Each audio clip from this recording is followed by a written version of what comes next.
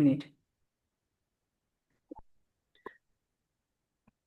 आपको 4 मॉड्यूल्स रहेंगे जैन आर्कियोलॉजी में। दिख रहे हैं आपको? स्क्रीन दिख रही है? स्क्रीन दिख रही है ना? हाँ मैम। हम्म। Yes ma'am. उसमें सबसे पहला जो आपका मॉड्यूल रहेगा वो रहेगा इंट्रोडक्शन टू आर्कियोलॉजी। आर्कियोलॉजी को कहते हैं पुरातत्व शास्त्र। ठीक।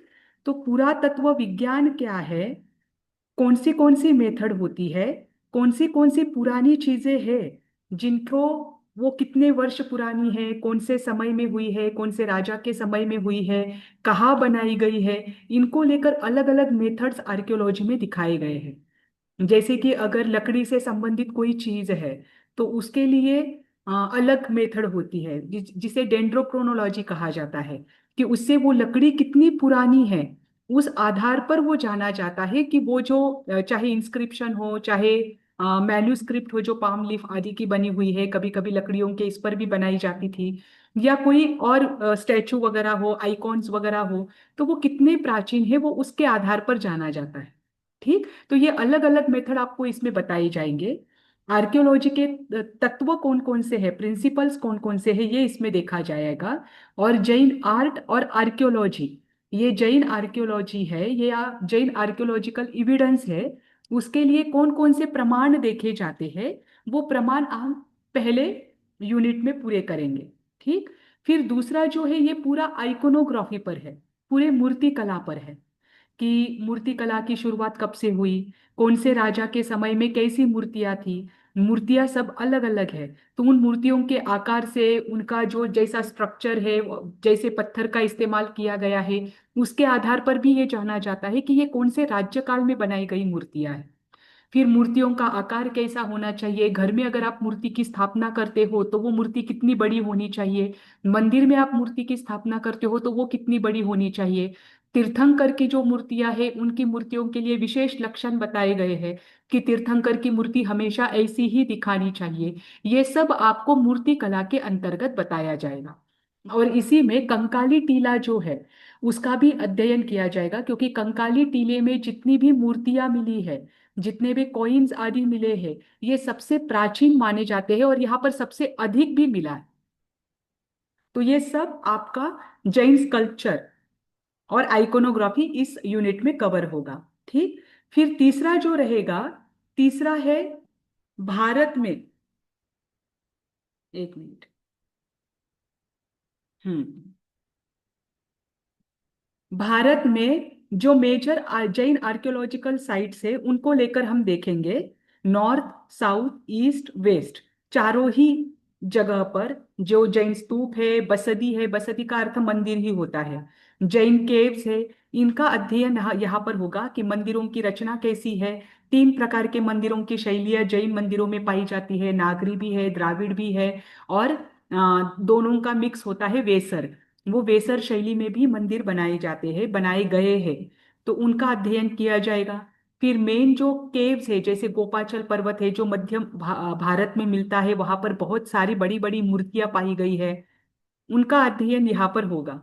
और उसी के साथ दूसरे देश जो है, जैसे तिबेट है, तिबेट में कुछ सबूत मिले हैं, सऊदी अरब है, सऊदी अरब में कुछ सबूत मिले हैं, इंडोनेशिया के जो बड़े बड़े मंदिर है जैसे बोरोबुदुर मंदिर है, नंदीश्वर द्वीप मंदिर है, उनकी संरचना, जो आज कहे जाते हैं कि बोरोबुदुर मंदिर पूरे वर्ल्ड का सबसे बड़ा बौद्ध मंदिर माना जाता है, पर वो बौद्ध मंदिर नहीं, वो जैन मंदिर था। इसे दूसरे देश के विद्वानों ने और पुरातत्वज्ञ ने कैसे प्रूफ किया है, ये इसके अंतर्गत देखेंगे। तो Indonesia, Cambodia, Thailand, Tibet, Pakistan और सऊदी अरब, लगभग ये 6-7 देशों में जो जैन मंदिर पाए जाते हैं, और वो क्यों जैन है, वो क्यों ऐसा कहा जाता है कि ये जैन है, इनका अध्ययन हम इस तीसरे यूनिट में करेंगे। और चौथे यूनिट में जो शिलालेख मिलते हैं, जैसे कि ज्यादातर शिलालेख ब्राह्मी लिपि में मिलते हैं, ब्राह्मी लिपि, जैन नागरी लिपि, और अगर साउथ में देखो तो ग्रंथम लिपि में मिलते हैं। तो उनमें से खारवेल के जो शिलालेख है उनके 17 लाइन है, वो छोटा शिलालेख है, इसलिए उसको हम पढ़ेंगे। मोहनजोदारो और हड़प्पन सिविलाइजेशन, इसमें जैनिज्म के क्या सबूत मिले हैं, इसका बहुत कम मैटर हमें मिला है, तो वो मैटर भी हम इसमें कवर करेंगे। और इसी के साथ एक इंस्क्रिप्शन, एक या दो इंस्क्रिप्शन जो ब्राह्मी लिपि में है, वो हम यहाँ पर पढ़ने का प्रयास करेंगे। इसी के समय में आपको ब्राह्मी लिपि के अक्षर को कैसे जानना है, उसके काने मात्रे कैसे पढ़े जाते हैं, वो पूरा आपको बताऊंगी, उसके बाद आपको पढ़ने के लिए दिया जाएगा। ठीक, ये सब आपके जैन आर्कियोलॉजी में रहेगा। ऐसे 4 यूनिट का ये पूरा आपका पोर्शन है।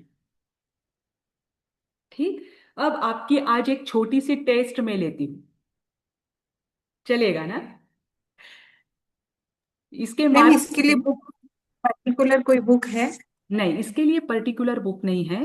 अलग अलग जगह से मैंने पिछले साल कुछ मटेरियल तैयार किया था, पर मुझे ऐसे लगता है उसे अपडेट करने की जरूरत है। उसमें उस समय मुझे इतनी आइडिया नहीं थी कि कहाँ से क्या क्या लिया जाएगा, तो मैं अपडेट उस पर अभी कर रही हूँ। तो जैसे जैसे एक एक यूनिट होता है, पहले यूनिट के लिए मुझे बाहर की किताबें चाहिए थी, तो बाहर की किताबें मुझे मिली है, लेकिन वो किताबें थोड़ी इंग्लिश और हिंदी की अलग अलग है। तो उसमें से क्या मटेरियल लेना है वैसा तैयार करके मैं आपको एक एक यूनिट के वाइज भेज दूंगी। ठीक, पहले लगभग भेज दूसरे दीजिए और तीसरे मैम। यूनिट का प्रॉब्लम नहीं आएगा। जी, पहले भेज दीजिए मैम, जिरोक्स करवा लेंगे हम लोग। अरे बनाई अपडेट करनी है मुझे, अपडेट करने के बाद भी भेजूंगी। आज ही है आपकी एक क्लास, फिर एक वीक बाद में रहेगी मैं भी। हाँ, तो फिर वो अपडेट करने के लिए तो समय दिया गया है हमें, है ओके। ना? तो अभी तो आपकी मेरी क्लास वैसे भी अगले हफ्ते में रहेगी सीधा। तब तक मेरा दूसरा और तीसरा अगर पहले बनता है, दूसरा और तीसरा तो मैंने लगभग पीडीएफ रखे हुए हैं, तो मैं पहले वो आपको दे दूंगी। हाँ मैम। ठीक, ताकि आपको पढ़ने में आसानी रहे। ओके। ठीक, अभी देखिए।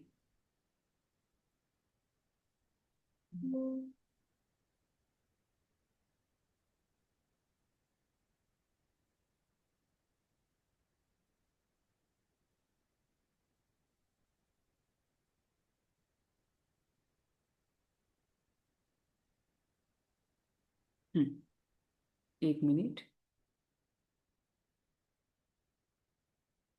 ये बस इमेजेस आपको रखे हैं,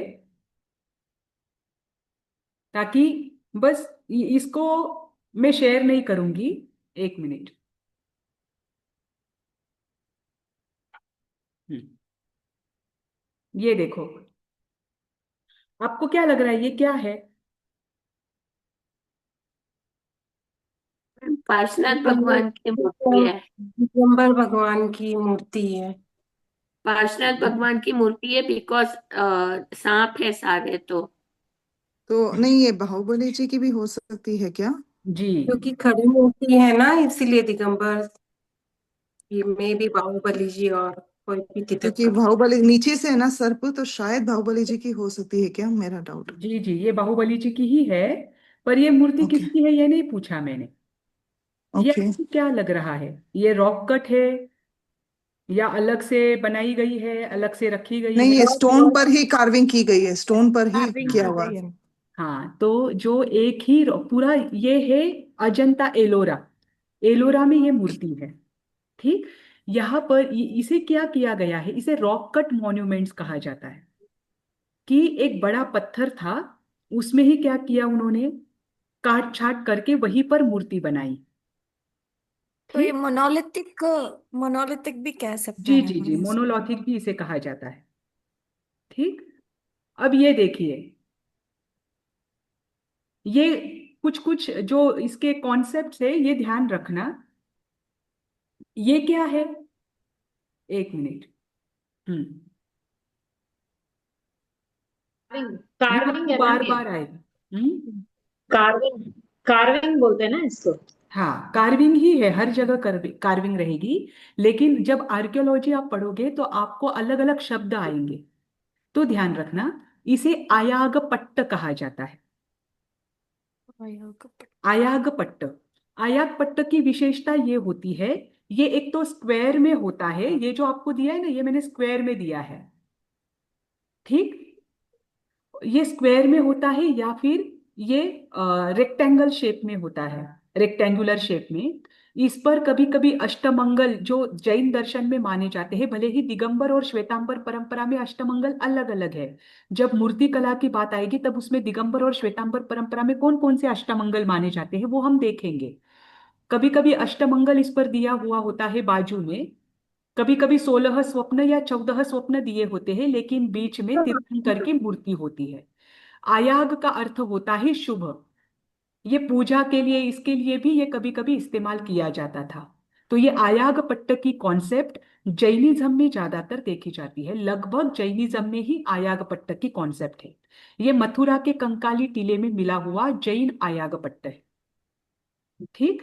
नीचे ये जो लिपि है ये ब्राह्मी लिपि, और उसके साथ और एक लिपि इसमें देखने को मिलती है, लेकिन ये जो शब्द है ये म है, ये जो शब्द है ये त है। इस पर ये ब्राह्मी लिपि का म और ब्राह्मी लिपि का त है। तो ये प्राचीन ब्राह्मी लिपि, लेकिन उत्तर भारत की, ऐसे कहा जाता है। तो जब आप ब्राह्मी लिपि सीखोगे तब आप ये पढ़ पाओगे। ठीक। अब आगे देखिए, ये देखिए, ये बस आगे का भाग मैंने दिया है। इसे क्या कहा जाता है? ये स्तूप है मैम, बौद्ध पीछे स्तूप। स्तूप है, पीछे का जो है ना ये स्तूप है, लेकिन स्तूप स्तूप के आगे जो एंट्रेंस है उसे कहा जाता है दो तोरण। तोरण। ठीक। ये तो पता है आपको, ये क्या है? स्टोन है मैम, ये तो पत्थर दिख रहा है। क्या है? मैम फॉसिल, मैम फॉसिल है। अरे फॉसिल नहीं, ये कॉइन्स है। मैम ये ओके। यूनिकॉर्न वाला कॉइन है क्या, वो मोहनजोदारो टाइप वहां का? वही हाँ का है। वही वही। मोहनजोदारो और हड़प्पा में हड़प्पन सिविलाइजेशन में जो उसके जो मिले हैं एक्सकेवेशन में, वही के कॉइन्स है ये। हाँ। ओके, ठीक। रखे हुए इसमें से हैं। कुछ कुछ कॉइन ऐसे है जिस पर हमें भगवान ऋषभ देव की प्रतिमा मिली है। जो भगवान, देखो 24 तीर्थंकरों में मात्र एकमात्र ऋषभ देव ऐसे थे कि जिनके केश के एक लूंचन, मतलब केश का एक भाग रखा हुआ था, है ना, इंद्र ने मना किया था। तो वैसी प्रतिमा, और उसके नीचे ऋषभ का चिन्ह, बैल का चिन्ह। बात तो भगवान ऋषभ देव की प्रतिमाएं अगर सबसे प्राचीन में कहीं मिली है तो हड़प्पन और मोहनजोदारो के जो कॉइन्स है उस पर मिली है। और उस पर से जो विद्वान है उनका कहना है कि हड़प्पन सिविलाइजेशन इतना डेवलप था, पर उनके जो आराध्य थे ये जरूर भगवान ऋषभ देव होने चाहिए। भले ही वो ऋषभ देव नाम नहीं लेते हैं सीधा, पर उनका ये कहना है कि इन कॉइन्स पर जैसे वो मूर्ति है, तो वो मूर्ति वो उनके आराध्य दैवत होने चाहिए। ठीक। अब ये देखो, इसे क्या कहते हैं? इसे तो प्रतिमा हाँ मार्बल से जो बराबर। बनती है ना। हाँ बराबर, ये प्रतिमा ही है। ये एक ही इस पर बनाई हुई 5 तीर्थंकर की प्रतिमाएं हैं। तो जब एक साथ ऐसे बहुत सारी जगह पर आपको देखने को मिलेगा, जब हम खारवेल के शिलालेख देखेंगे या खारवेल की गुफाएं देखेंगे, उदयगिरी खंडगिरी की, या फिर जब रनकपुर साइड जो खजुराहो आदि में जो मूर्तियां मिली है वहां की मूर्तियां देखेंगे, तो ऐसे एक ही इस पर, एक ही पत्थर पर कभी कभी 5 मूर्तियां, 5 तीर्थंकरों की मूर्तियां दिखाई गई है। कभी कभी एक बीच वाली मूर्ति कायोत्सर्ग मुद्रा में होती है, बाकी की 4 मूर्तियां जो होती है वो खड़े मुद्रा में होती है ना। खड़ी मुद्रा यानी कायोत्सर्ग, और ये बीच वाली मूर्ति खड़गासन में होती है। तो 5 मूर्तियां जब एक साथ दिखाई जाती है तब उसे कहते हैं पंचतीर्थी। ठीक। ये पंचतीर्थी है। क्योंकि ऐसे शब्द अगर आपको आएंगे तो आपको ध्यान होना चाहिए कि पंचतीर्थी का अर्थ 5 तीर्थ नहीं है, पंचतीर्थी का अर्थ है 5 तीर्थंकरों की एक साथ मूर्ति। इसके अलावा एक मूर्ति दिगंबर परंपरा में विशेष रूप से देखने को मिलती है कि उस मूर्ति में बाजू का मात्र स्ट्रक्चर होता है, बीच में पूरा खाली होता है। आपने देखी है कभी? जैसे Yes, कि no. तीर्थंकर है, तीर्थंकर ध्यान मुद्रा में बैठे हुए हैं, तो उनका जो आकार रहेगा उस आकार में वो बस कट की हुई होती है, बीच में कुछ नहीं होता, बीच में पूरा खाली होता है। ऐसी मूर्तियां दिगंबर परंपरा में देखने को मिलती है, और इसे वे सिद्ध भगवान की मूर्ति कहते हैं। क्यों? क्योंकि सिद्ध भगवान को शरीर नहीं होता, बस वो आकार दिखाई देता है ना। तो ये मूर्तियां भी मूर्ति कला में आएगी, तब आप ध्यान रखना। अब ये देखिए, ये क्या है? ये तो बहुत आसान है। ये मेरे तो गुफा मतलब केव्स जो बोलते हैं हाँ भैया। हाँ, बराबर, गुफा है। ये एक जैन गुफा गुफा है। ठीक, सित्तन वासल की गुफा ये है। और लगभग जो प्राचीन गुफाएं मिलती है दक्षिण भारत में, बहुत सारी प्राचीन गुफाएं मिलती है। ये प्राचीन गुफाएं क्यों बनाई जाती थी उसका भी हम देखेंगे अध्ययन। इसमें ऐसे रूम, इसमें दो रूम ऐसे है कि पहला जो कक्ष है, उस कक्ष में आप छोटे से आवाज में भी बोलो तो भी वो बड़े आवाज में सुनाई देता है। मतलब आपका वहां आवाज एकदम छोटे से आवाज में, बहुत कम आवाज में भी बोलो तो भी आपका आवाज वहां पर घूमता है और वो बड़े रूप में चला जाता है आगे। और उसके ही अंदर और एक कक्ष ऐसा है कि जहां पर आप बोलो पर आपकी आवाज ही नहीं जाती। ये क्यों बनाया है? क्योंकि पहले जो गुफाएं बनाई जाती थी तो उन गुफाओं का मेन उद्देश्य यही होता था कि यहाँ पर अंतिम विशेष साधना या फिर अंतिम साधना करने के लिए साधक आए। संलेखना के लिए विशेष रूप से गुफाओं का इस्तेमाल किया जाता था। तो जब संलेखना लेते थे तो उनकी सेवा में जो साधु होते थे, वे साधु जब भी लोग उनके पास आते थे दर्शन के लिए तो उनको उपदेश देते थे। तब वे बाहर के कक्ष में बैठकर उपदेश देते थे। तो वो छोटी आवाज में भी बोलते थे, तब उनकी आवाज बड़ी होकर जाती थी, तो उनको भी ज्यादा चिल्लाना नहीं पड़ता था। और अंदर के कक्ष में जिसने संलेखना ली है उसको रखा जाता था, तो उसकी आवाज भी आए, उसे वेदना, मारणांतिक वेदना भी हो, तब भी वो आवाज बाहर नहीं जाता था ताकि उसको कोई डिस्टर्ब ना करे। तो इस अपेक्षा से भी कुछ वहां पर कक्ष बनाए गए हैं। ऐसी गुफाएं देखने को आज भी मिलती है।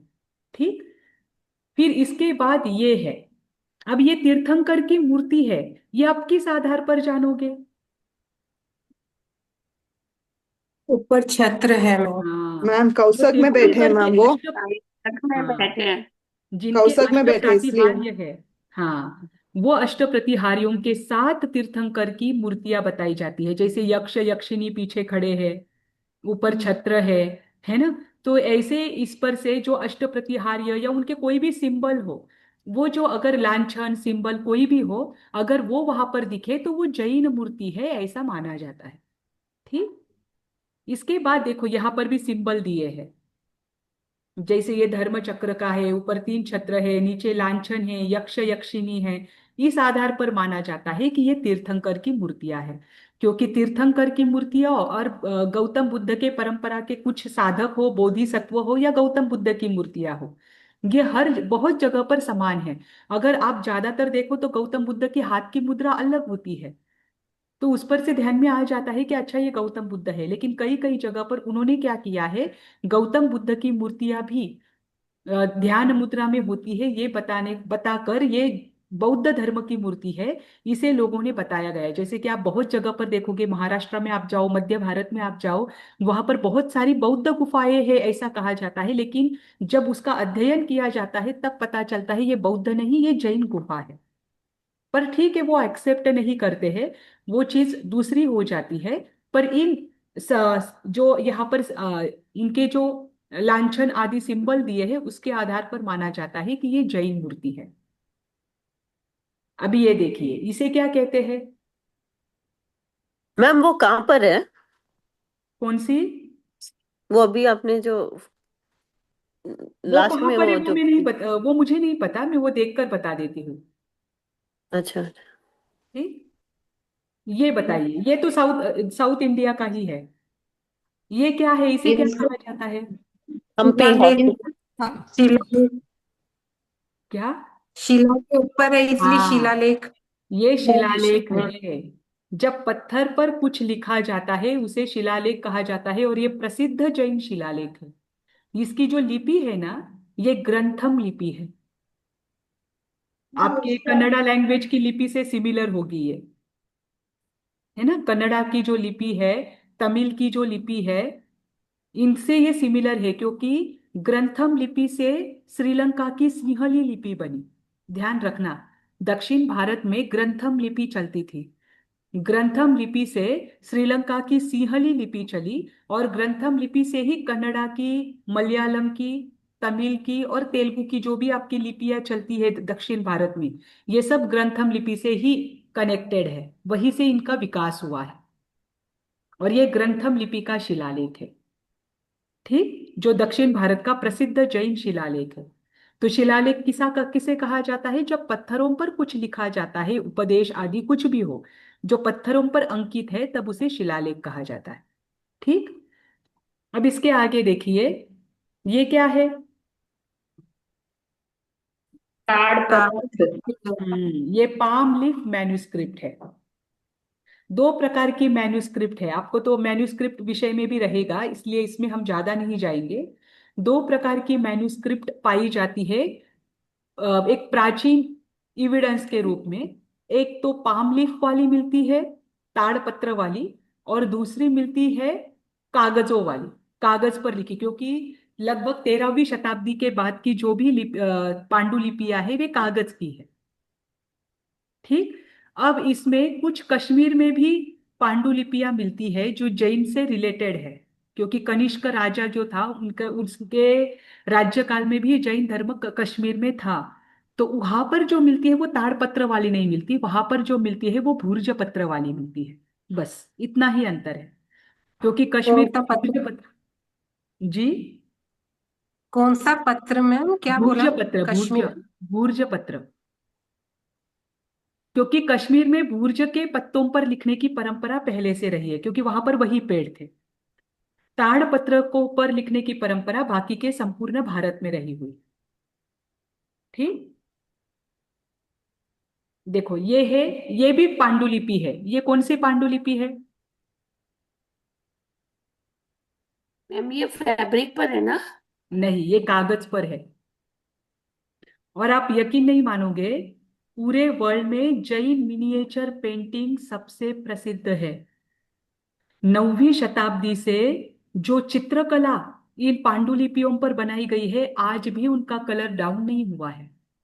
और हमें नहीं पता है कि जैन मिनिएचर पेंटिंग पर पूरे वर्ल्ड में काम होता है, और वो हमारे यहाँ से अध्ययन के लिए लेकर जाते हैं।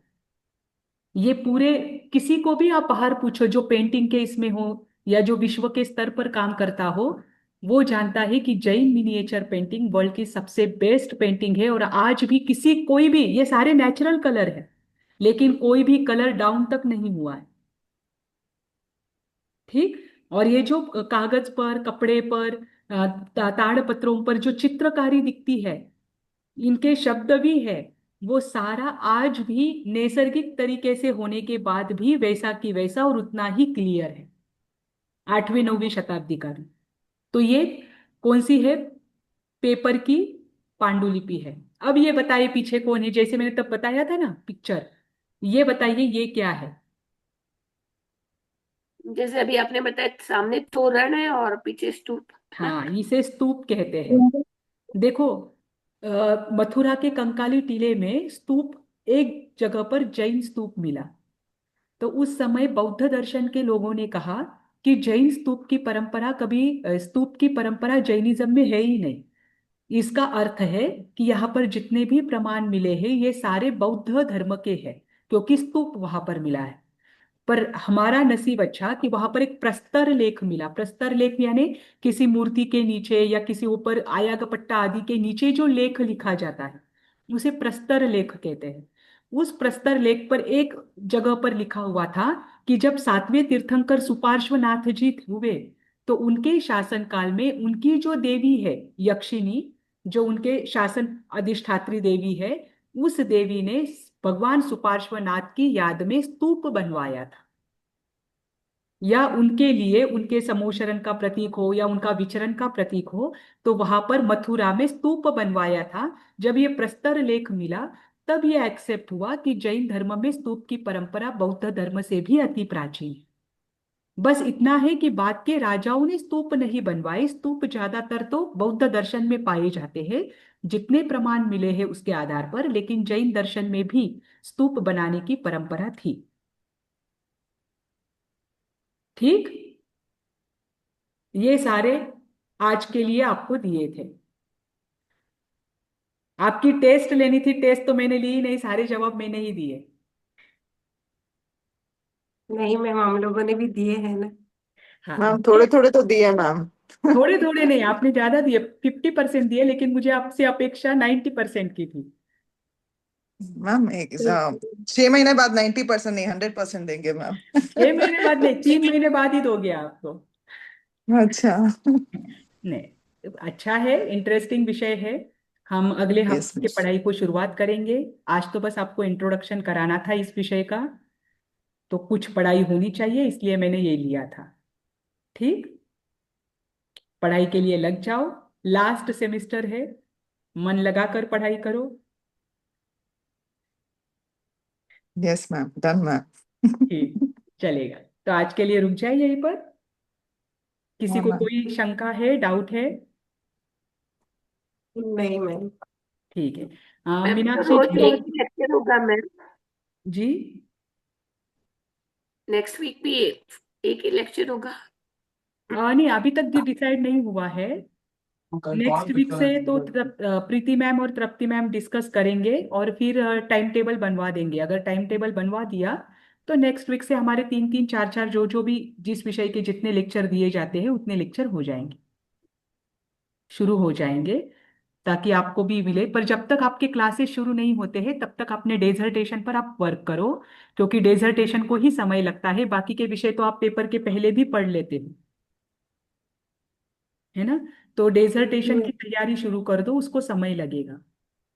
बाद में ऐसा ना हो कि बहुत आपकी गड़बड़ हो जाए।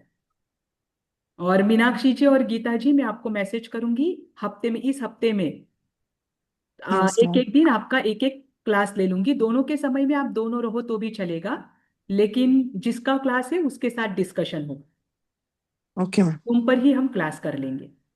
ठीक, ठीक है मैम। ओके मैंने लिख कर तो मैम। रखा है, फ्राइडे पर को मुझे याद नहीं है कौन से डिजिटेशन, दिन किसको क्लास देना है।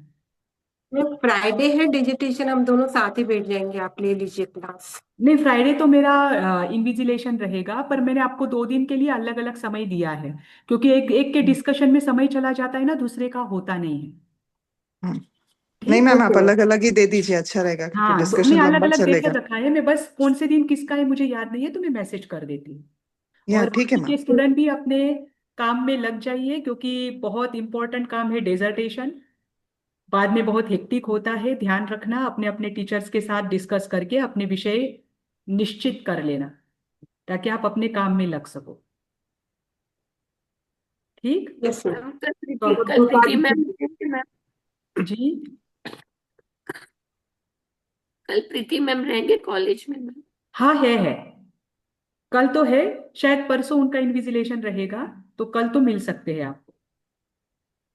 ठीक, मैम वो TDPCL प्रोजेक्ट के मेरे मेंटर आप थे मैम, मुझे नहीं पता था। मैंने सबमिटेड टू प्रीति मैम करके डाल दिया, उसमें मैंने सबमिट कर दिया था। अच्छा अच्छा, कोई बात नहीं, मैं अभी। प्रीति मैम से बात कर लेती हूँ, पूछ लेती हूँ कि इसमें कुछ हो सकता है क्या। हाँ। और वो जो अभी रिफ्लेक्शन फॉर्म में मैं आपका नाम डालूं, क्योंकि रिफ्लेक्शन फॉर्म तो मैंने फिल नहीं किया था कल, वो लास्ट टाइम जो दिया था सबमिट किया प्रोजेक्ट। तो अभी वो रिफ्लेक्शन फॉर्म उसमें जो डालना है उसमें मैं आपका नाम डाल दूं, क्योंकि मेन में तो मैं ध्यान नहीं रहा मुझे, या फिर वो पेपर चेंज कर देती हूँ फर्स्ट वाला। हाँ, तो पेपर चेंज कर देना, क्योंकि फालतू में आपको टेंशन ना रहे। या फिर एक बार के लिए प्रीति मैम से बात कर लेना क्या करना है क्या नहीं, नहीं तो फिर मैम वो। जो गाइड है उनका नाम जाएगा एक्चुअली उसके ऊपर, तो हाँ, तो हम आप लोगों पेपर को। चेंज करोगे तो वो ज्यादा बेहतर रहेगा, ऐसा मुझे लगता है, क्योंकि बाद में वो ऊपर से सारे चेंज करने पड़ेंगे। तो यस। मैम आप वो नया वाला TDPCL प्रोजेक्ट अपने पास ही रखिएगा, मैं आज जब भी कॉलेज आपसे मिलने आऊंगी तो मैं वो पेज चेंज करके आपको वापस नया वाला सबमिट कर दूंगी। ठीक है, नया वाला मतलब आपके दो है? मेरे 2 पड़े कॉलेज में मैम, मैंने पहले एक दिया, अभी बाद में एक दिया मैम। अच्छा अच्छा, मुझे देखना पड़ेगा, मैंने देखा नहीं है। ठीक है, मैं देख लेती हूँ। आप मुझे बता देना यस आप मैम। कब आने वाले हो, तो उस दिन मैं निकाल के रख दूंगी। हाँ मैम, बट आप एक बार लेकर अपने पास रख देना मैम, या प्रीति अभी मैम या नहीं रख पुष्पा सकती जी हूँ के मैं, पास। जिस दिन वो मुझे उसी दिन दे सकते हैं जिस दिन आप आने वाले हो, क्योंकि वो इधर उधर जाता है ना, आपका वो मटेरियल मिस नहीं होना चाहिए। तो वो तो अंदर ही ठीक है रखा मैम। जाता है, जब मुझे लगेगा तब मुझे पुष्पा मैम को बोलना रहेगा कि आप मुझे निकाल के दे दो, तो वो मुझे निकाल कर देंगे। बस आप जिस दिन आने वाले हो उस दिन मुझे बता देना, मैं सुबह निकाल कर रख दूंगी। ठीक है मैम, ठीक। Okay ma'am, yes presentation ma'am. के और लिए किसी मैम टॉपिक हमने चूज करना है मैम। हाँ, टॉपिक तो सॉरी आपको मेरी आवाज बहुत ज्यादा हो रही है। नहीं नहीं, कोई नहीं कोई नहीं, टॉपिक तो चूज करना रहेगा ना आपको, आपने चॉइस नहीं कर। मतलब पांच छह टॉपिक्स निकाल के फिर मैम से चूज करवाना है या मैंने ही अपने आप सिलेक्ट कर लेना है? प्रीति मैम ने आपको क्या कहा, मेरे तो हिसाब से आप 5-6 टॉपिक रेडी रखिए कि अगर वो तैयार नहीं होते हैं तो दूसरा आपके पास ऑप्शन हो, है ना, या फिर उनके ठीक साथ डिस्कस करने के बाद आपको क्लियर हो जाएगा, क्योंकि आप आज एक निकालोगे फिर वो नहीं चलेगा, फिर वापस अगले हफ्ते पर वो चला जाएगा। तो उस तैयारी में ही है आप मैम। क्लास कर लेना उनके साथ, ठीक है ताकि मैम। आपका जल्द से जल्द डिसाइड होगा और आपको आगे के काम करने के लिए फिर समय मिलेगा, ठीक है मैम। है ना। और किसी यस को मैम। कोई शंका है? मैम डेली टीचिंग क्लास के लिए आप एक दिन पहले बोल दीजिएगा, नहीं, तो मैं थोड़ा आज ही आइडिया डाल रहेगा। देती हूँ मैसेज, आज ही मैसेज कर देती हूँ कि कब है आपका। 9 को छोड़कर कोई भी दिन हो सकता है, ओके फ्राइडे छोड़कर, फ्राइडे सैटरडे के पहले ही होगा, मैं कर देती हूँ मैसेज। ठीक। ओके हाँ, अब किसी को कोई दिक्कत नहीं है? चलो आज के लिए रुक जाते हैं। ठीक, आप सभी को सादर जय जिनेन्द्र। जय जय जिनेन्द्र जी मैम। जय जिनेन्द्र। मैम।